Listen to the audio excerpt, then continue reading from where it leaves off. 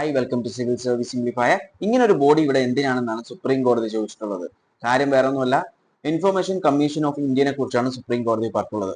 നമുക്കറിയാവുന്ന ഒരു കാര്യമാണ്, ഇൻഫർമേഷൻ കമ്മീഷൻ ഓഫ് ഇന്ത്യ എന്ന് പറയുന്നത് ഇന്ത്യയിൽ വളരെ പ്രധാനപ്പെട്ട ഒരു ബോഡിയാണ്. കാരണം വേറെ ഒന്നുമല്ല, നമുക്കറിയാം ഒരു ഡെമോക്രറ്റിക് കൺട്രിയിൽ ഏറ്റവും കൂടുതലായിട്ട് വേണ്ടത് ഗവൺമെന്റിന്റെ ട്രാൻസ്പെറൻസി ആൻഡ് അക്കൗണ്ടബിലിറ്റിയാണ്. ഈ രണ്ട് കാര്യവും കാത്തു സൂക്ഷിക്കുന്ന ഒരു ബോഡിയാണ് ഇൻഫർമേഷൻ കമ്മീഷൻ എന്ന് പറയുന്നത്.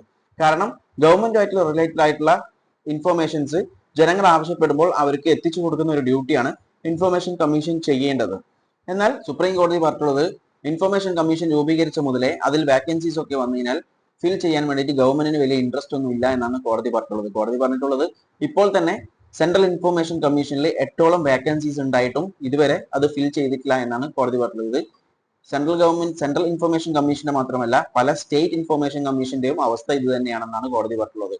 അത് മാത്രമല്ല, മറ്റു റിസോഴ്സസ്, അതായത് ഫണ്ടിങ്ങിലൊക്കെ ഇതേപോലത്തെ പ്രശ്നങ്ങൾ ഉണ്ട് എന്നാണ് സുപ്രീം കോടതി പറഞ്ഞിട്ടുള്ളത്.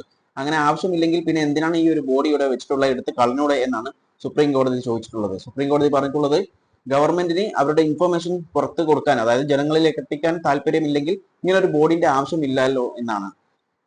അതിനുശേഷം കോടതി പറഞ്ഞിട്ടുള്ള ഒരു ഡെഡ് ലൈൻ ഇപ്പോൾ വെച്ചിട്ടാണുള്ളത് ഈ ഒരു വാക്കൻസീസ് ഒക്കെ ഫിൽ ചെയ്യാൻ വേണ്ടിയിട്ട്.